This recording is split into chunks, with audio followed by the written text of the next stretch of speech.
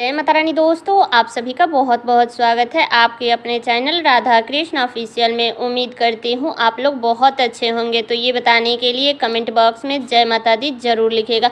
तो चलिए दोस्तों, आज हम इस वीडियो में स्कंद माता की कथा सुनेंगे, जो कि नवरात्रि के 5वें दिन स्कंद माता का पूजा किया जाता है। इनको भोग में केले का भोग लगाया जाता है।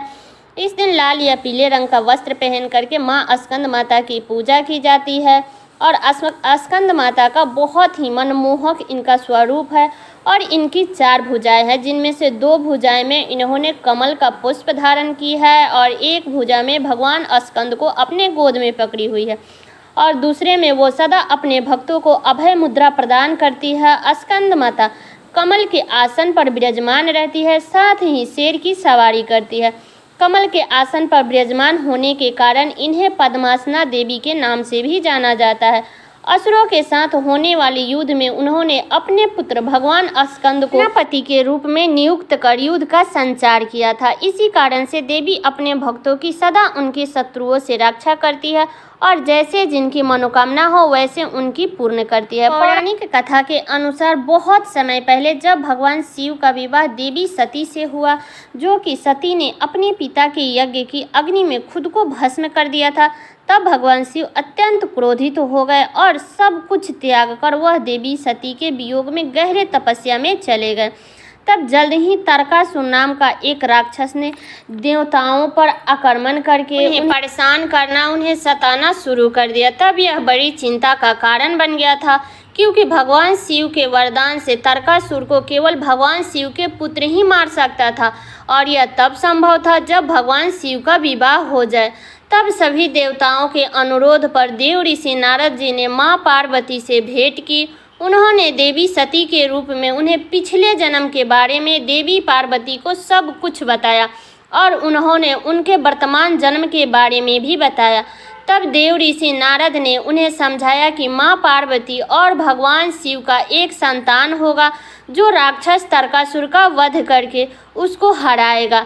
लेकिन भगवान शिव को यह एहसास कराने के लिए माँ पार्वती को देवी सती की अवतार थी। फिर भी वह माँ पार्वती को अत्यधिक ध्यान और कठिन तपस्या करना पड़ा। उन्होंने अन्न जल त्याग करके 1000 वर्ष तक घोर तपस्या की। फिर उन्होंने सिर्फ वायु और जल का सेवन करके तपस्या की। तब अंत में भगवान शिव ने उनकी समर्पण को स्वीकार किया और वो देवी पार्वती से विवाह करने के लिए तैयार हो गए। जब भगवान शिव की ऊर्जा माँ पार्वती जी के साथ युक्त हुई, तब एक उग्र बीज उत्पन्न हुआ, लेकिन वह उग्र बीज इतना गर्म था कि अग्नि के देवता भी इसे छुपाने में असमर्थ थे। तब उन्होंने गंगा जी को सौंप दिया, जिन्होंने इस बीज को सुरक्षित रूप से संभाला और इसे रीडो के जंगल में बो दिया। यहाँ पर 6 बहनों द्वारा उस बीज को देखभाल की गई, जिन्हें कृतिका माता के रूप में भी जाना जाता था।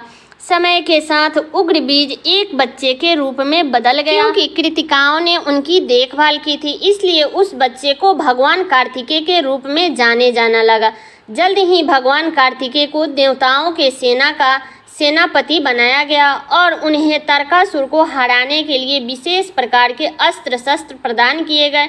तब कार्तिकेय जी ने तारकासुर के साथ एक भयंकर युद्ध किया और अंत में तारकासुर राक्षस को मार डाला और फिर उन्होंने देव का अधिकार उन्हें फिर से वापस प्रदान किया। क्योंकि कार्तिकेय जी का जन्म एक गर्म बीज से हुआ था, इसीलिए उन्हें स्कंद के नाम से जाना जाने लगा और उनकी माता पार्वती को स्कंद माता के नाम से जाने जाना लगा।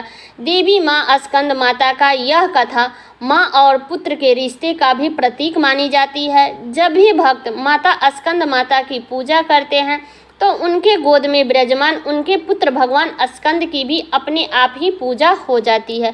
तो इस प्रकार से भगवान स्कंद के कृपा के साथ साथ भक्त स्कंद माता के कृपा का भी आनंद लेते हैं। अगर कोई भी भक्त बिना स्वार्थ के उनकी पूजा करता है, बिना किसी कामना को मन में रख करके पूजा करता है, तो देवी स्कंद माता एक सच्चे माँ की तरह उन्हें शक्ति और समृद्धि का आशीर्वाद देती है और साथ ही उनकी रक्षा भी करती है। माता के गोद में विराजमान भगवान स्कंद हमेशा बाल रूप में ही रहते हैं। वे कभी बड़े क्यों नहीं होते हैं, इसके बारे में भी एक कथा है। ऐसा कहा जाता है कि ऐसे एक श्राप के कारण हुआ। एक बार भगवान शिव और देवी पार्वती एक खेल खेल रहे थे जिसमें भगवान शिव अपना सब कुछ हार गए। हारने के बाद वह गंगा जी के किनारे चले गए। इधर कैलाश पर्वत पर भगवान शिव को ना पा करके कार्तिकेय जी को बड़ी चिंता हुई। तब उन्होंने माता जी से पूछा। तब माता पार्वती ने कार्तिकेय जी से पूछने पर माता पार्वती ने सब कुछ बता दिया कि सारी घटना जान करके कार्तिकेय जी शिव जी के पास गए और उनके घर वापस लौटने की प्रार्थना करने लगे। तब भगवान शिव ने कहा कि अगर उनकी हारी हुई सारी वस्तुएं वापस मिल जाएगी तभी वो कैलाश पर वापस लौट सकते हैं। तब कार्तिकेय जी ने कैलाश पर्वत पर आकर माता पार्वती से खेल खेल में ही भगवान शिव की सारी वस्तुएं जीत ली और भगवान शिव को वापस कर दिया। इधर पार्वती जी भी भगवान शिव को कैलाश पर्वत पर से चले जाने के कारण बड़ी चिंतित थी। तब जब गणेश जी ने अपनी माता को उदास देखा तब उन्होंने उदासी का कारण पूछा। गणेश जी ने शिव जी के पास जाकर के उनकी व्यथा पूछने लगे। तब तक इधर शिव जी पार्वती जी से खेल की इच्छा व्यक्त करने लगे और इस बार खेल में शिव जी जीत गए।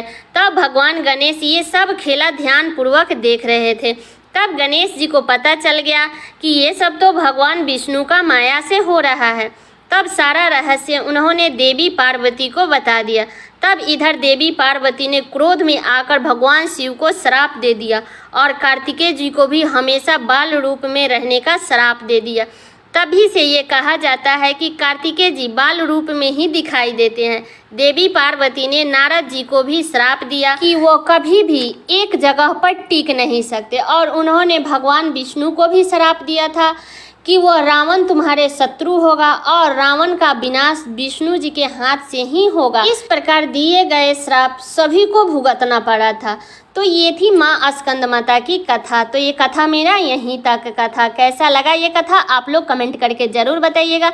चैनल पे नए आए हैं तो सब्सक्राइब कर लीजिएगा, बेल आइकन को प्रेस कर दीजिएगा जिससे मेरे वीडियो का नए नोटिफिकेशन आप सभी के पास में सबसे पहले पहुंचे और वीडियो को लाइक कर दीजिएगा क्योंकि आपके एक लाइक से मुझे बहुत ही मोटिवेट मिलता है। तो वीडियो को लाइक कर दीजिएगा और वीडियो को शेयर कर दीजिएगा ताकि हर किसी को नवरात्रि के 5वें दिन माता स्कंद माता के कथा को सुन सके और उनका भी व्रत पूरा हो सके। तो चलिए दोस्तों, मिलती हूँ अगले वीडियो में किसी नए वीडियो के साथ में। तब तक के लिए नमस्कार।